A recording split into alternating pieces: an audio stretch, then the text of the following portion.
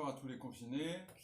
Bien, je reviens vers vous pour continuer donc le cours sur le surréalisme. Donc dans la suite de ce qu'on avait fait avec Rimbaud.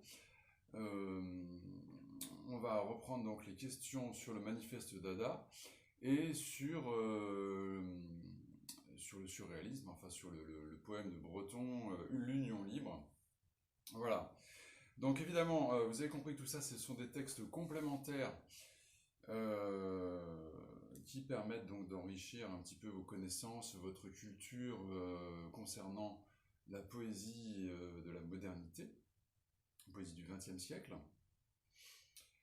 Ça peut être utile évidemment pour mieux comprendre aussi Apollinaire et les textes qu'on avait étudiés ensemble. J'en profite aussi pour répéter ce que j'avais dit sur Atrium. Le ministre donc souhaite faire quand même passer l'oral du bac, mais il veut limiter le nombre de textes à 15, ce qui nous arrange, puisqu'on en a déjà 15. Et vous allez me dire, bah oui, mais c'est peut-être pas la peine d'en faire un 16e. Bah si, c'est la peine d'en faire un 16e, parce qu'en fait, je veux terminer la séquence sur la poésie. On aura 16 textes donc. Mais par contre, vous aurez le droit d'enlever un texte de votre choix dans les deux séquences d'avant. Plutôt dans les deux séquences d'avant, parce que dans la séquence sur la poésie, il n'y a que 4 textes, alors que dans les séquences d'avant, il y en a 5, voire 6. Il me semble qu'il y en a 6, oui. Donc ce sera plutôt dans les séquences d'avant que vous pourrez enlever un texte. Voilà. Très bien. Donc je reviens maintenant au manifeste Dada que vous aviez sur Béatrice. J'espère que vous avez pris le temps de répondre aux questions. Maintenant, donc, nous allons les corriger ensemble. Alors, le manifeste Dada, donc dans l'émission sur le dadaïsme, j'espère que vous avez regardé ça aussi, parce qu'elle est très bien faite, très claire. Vous avez vu que le dadaïsme naît en Suisse, en 1916, donc en raison surtout de la guerre, de la Première Guerre mondiale, qui provoque des réactions de révolte, de dégoût chez les artistes, qui se réunissent donc dans ce fameux cabaret Voltaire. Et de ces réunions vont naître beaucoup de textes, beaucoup de manifestes aussi. Alors, je rappelle ce que c'est qu'un manifeste en passant quand même. Un manifeste, hein, c'est un texte argumentatif, donc un discours argumentatif, dans lequel un ou plusieurs artistes manifestent leurs opinions, hein, c'est de là que ça vient, le mot manifeste, montrent leurs opinions, revendiquent leurs opinions, concernant, la plupart du temps, donc quand il s'agit de poètes ou d'artistes évidemment, concernant l'art, concernant leur conception de l'art, leur conception de l'esthétique, mais ça peut aussi concerner d'autres domaines, la politique par exemple. Voilà, on connaît le manifeste du Parti communiste par exemple, petit livre rouge, etc. Et un autre manifeste tristement célèbre, hein, qui est Mein Kampf de Hitler. Voilà, pour donner des exemples de manifestes. Donc ici, on a un manifeste Dada, un texte très court, enfin, en fait, c'est un extrait d'un texte beaucoup plus long que ça. Mais on a pris ici le plus emblématique, le passage le plus emblématique. Alors, la première question. Quel procédé illustre le désir de révolutionner le langage et la logique dans ce texte? Alors, il y a beaucoup de procédés, c'est très riche, vous en êtes aperçus.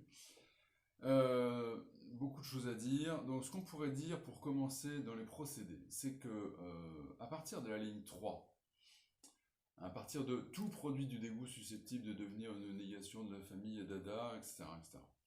En fait, on a une seule phrase. une grande phrase qui va jusqu'à la fin, la vie, qui n'est coupée finalement que par des virgules, et des points-virgules et les deux points. Mais en fait, ce n'est qu'une seule phrase, ce qui est tout à fait étonnant. Donc, on a une sorte de jaillissement verbal, de jaillissement de vie. Une seule phrase à flux continu. Hein, ça ressemble à une espèce de jaillissement de sang aussi, hein, comme si c'était une artère coupée là, qui laissait jaillir un flot de sang. C'est un flot de sang, de colère, de pensée, de protestation, en réaction en particulier évidemment au traumatisme de la Première Guerre mondiale, comme l'expliquait très bien l'émission que je vous conseille de revoir ou de voir si vous ne l'avez pas encore vue. Donc voilà, déjà un premier procédé choc, on va dire, parce que c'est quand même très très troublant, et évidemment ça crée aussi un rythme extrêmement rapide. Il y a une espèce de rythme effréné, on a l'impression que ça ne peut plus s'arrêter, hein, si on le lit, on est hors d'haleine à la fin de la lecture, hein, puisqu'il n'y a pas de point, il n'y a pas de pause. Alors, en plus de cette unique phrase, on trouve des procédés d'accumulation, évidemment. Accumulation de protestation, de refus et de revendication dans des groupes nominaux, parce qu'il n'y a quasiment pas, puisqu'il n'y a qu'une seule phrase, on ne peut pas parler vraiment de proposition. Alors si on pourra parler de proposition infinitive après, mais il y a d'abord des groupes nominaux très très très riches qui s'enchaînent sans transition. Ça, c'est ce qu'on appelle aussi le procédé de la parataxe, quand des propositions ou quand des groupes nominaux s'enchaînent comme ça sans transition, on appelle ça la parataxe.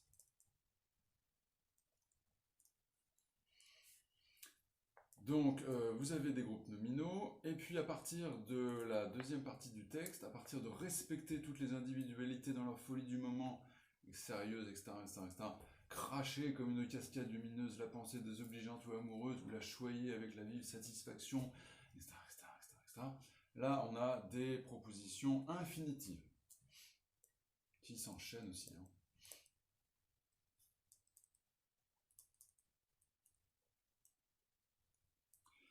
Et puis vous avez ce qu'on appelle des asyndetes. Asyndetes, A-S-Y-N-D-E, accent grave, T-E. En fait, ce sont des effacements des conjonctions. Hein, on voit qu'il n'y a pas de « et », très peu de « et », il n'y a pas de donc, il n'y a pas de mais ou et. Vous connaissez les conjonctions de coordination, mais ou et donc cornica. Il n'y a pas de tout ça. Donc, le phénomène d'asyndète, qui crée, là aussi, une sensation de vitesse, de flux, de débordement, hein, vraiment d'énergie, mais aussi de chaos, de désordre.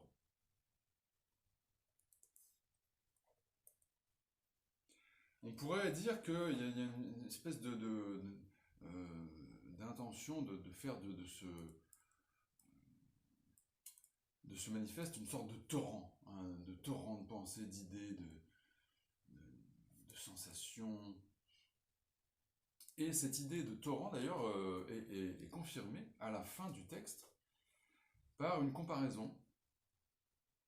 Cracher comme une cascade lumineuse la pensée.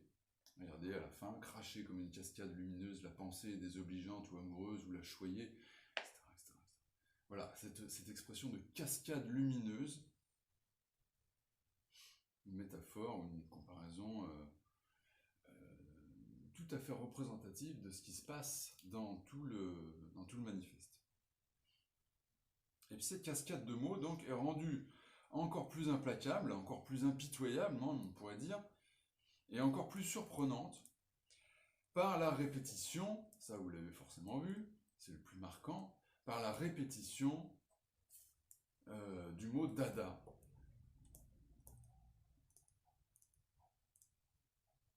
qui scandent, on pourrait dire, hein, le flux verbal, comme une espèce d'incantation. Ouais, il y a un côté magique aussi. Hein.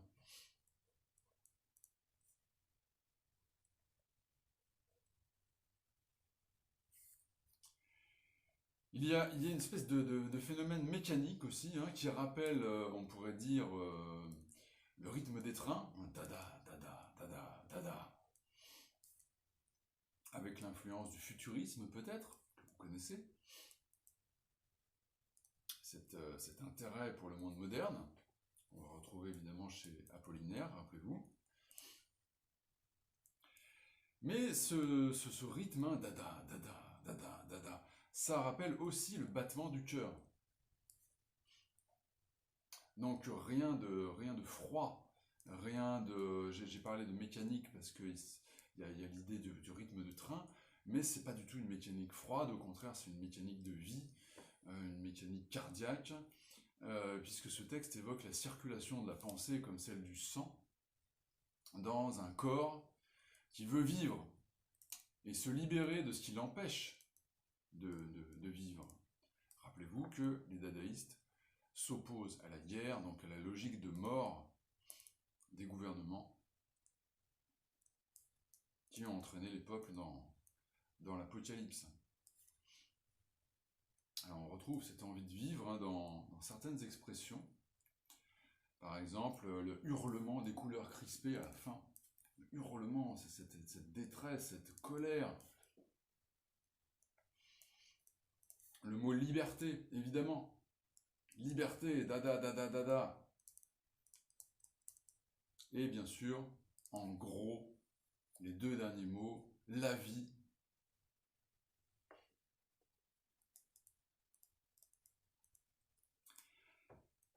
Alors, le refus de la logique, parce que c'était dans la question aussi, hein, le refus de la logique s'exprime d'autre part par l'entrelacement, comme ils disent, je cite le texte en fait, hein, le refus de la logique s'exprime par l'entrelacement des contraires.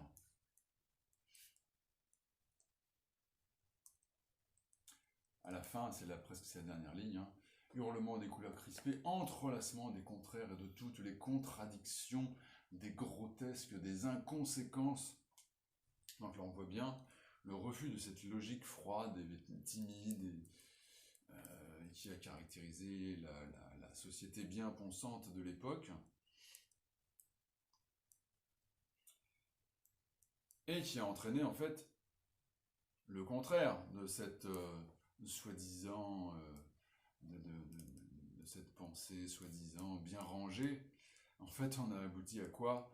À la Première Guerre mondiale, qui était un massacre absolu, une espèce de déchaînement de tout ce qui finalement avait été caché, de toutes les hypocrisies qui avaient été dissimulées dans la morale et dans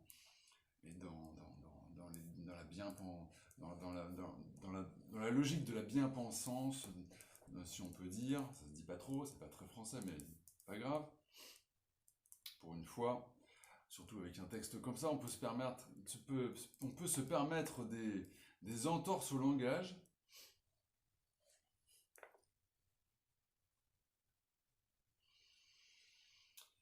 Voilà, donc entrelacement des contraires de toutes les contradictions et la répétition systématique du mot abolition.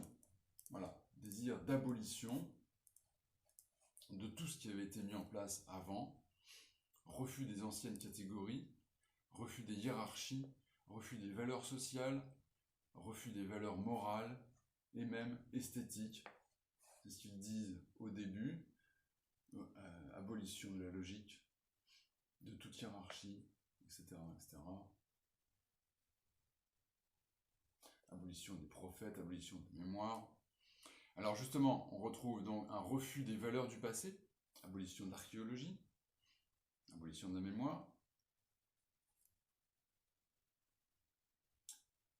qui caractérisait justement cette société bourgeoise, hein, du 19e siècle et du début du 20e siècle, et refus aussi du futur.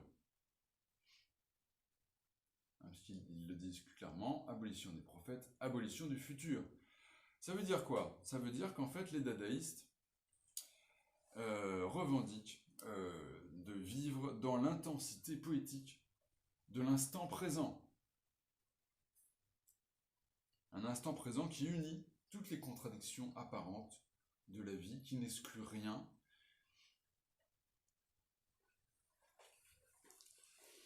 qui accueille l'individu dans ses contradictions, dans tout ce qu'il est.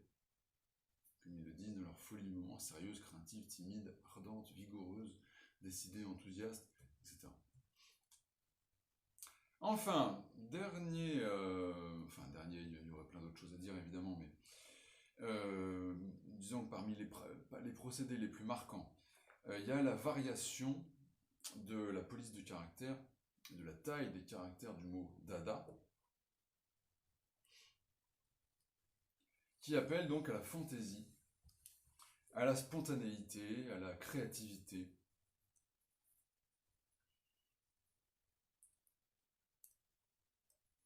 Et puis donc on pourrait parler aussi, pour finir, de l'aspect graphique bien sûr que cela provoque, avec l'abolition des frontières entre l'écrit et les arts plastiques, que va reprendre aussi, évidemment, Apollinaire dans les calligrammes, par exemple.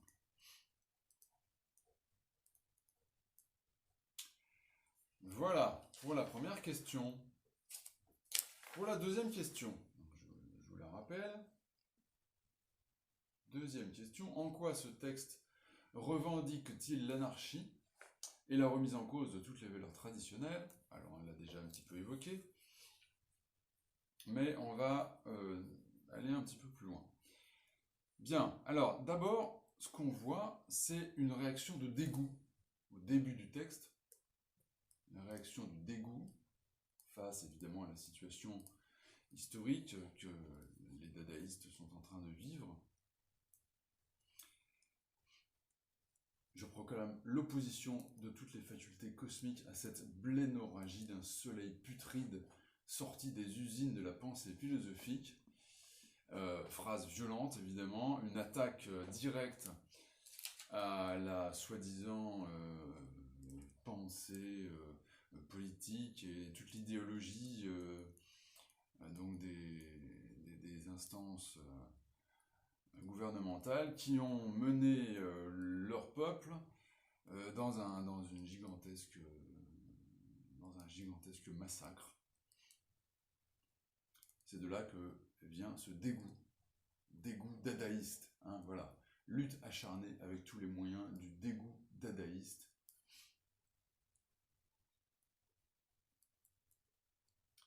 Donc un rejet en bloc de tout ce qui a failli finalement dans la société de cette époque, de tout ce qui a fait faillite, de tout ce qui a montré ses limites, son impuissance, son hypocrisie, et de tout ce qui a su nous conduire qu'à la boucherie finalement.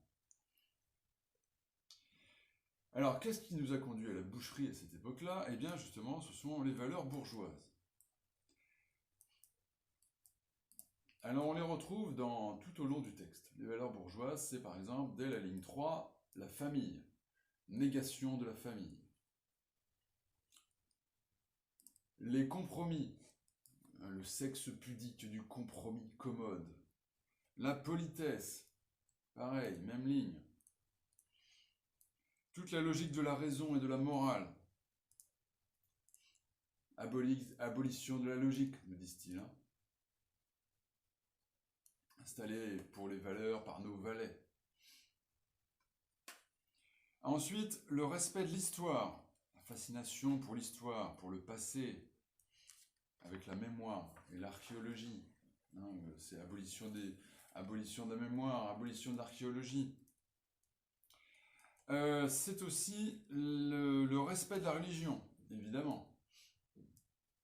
Le respect de la religion qui est remis complètement en question ici aussi, avec abolition des prophètes en particulier, et aussi plus loin, vers la fin, lorsqu'ils nous disent « Peler son église de tout accessoire inutile et lourd ».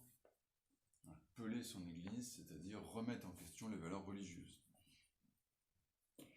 Et puis la croyance au progrès, qui était le grand mythe du 19e siècle, qui a été d'ailleurs encore le grand mythe du 20e siècle, et qui est en train de s'effondrer, d'ailleurs, avec notre cher coronavirus, qui nous prouve que tous nos progrès ne nous ont pas menés bien loin, finalement, puisqu'on est obligé de se confiner lorsque le moindre petit virus décide de s'emparer de la planète. Donc, la croyance au progrès est remise également en question avec l'abolition du futur. Enfin, on pourrait dire, pour résumer, qu'il y a un refus de toute autorité, c'est l'anarchie, revendication de l'anarchie,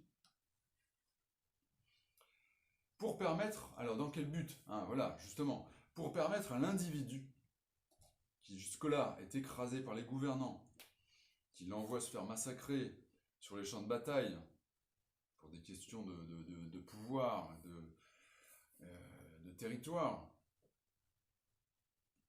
pour permettre donc à cet individu de pouvoir enfin s'épanouir, de développer toutes ses potentialités. C'est ce qu'on voit lorsqu'il affirme respecter toutes les individualités dans leur folie du moment.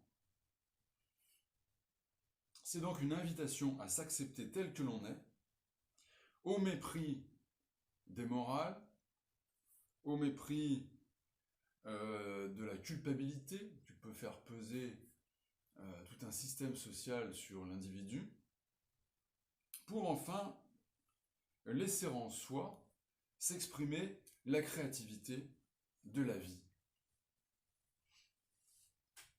Voilà. On s'arrête là pour l'instant. Et je vous fais tout de suite une deuxième vidéo sur le texte surréaliste, donc sur l'union libre d'André Breton. Voilà, à tout de suite.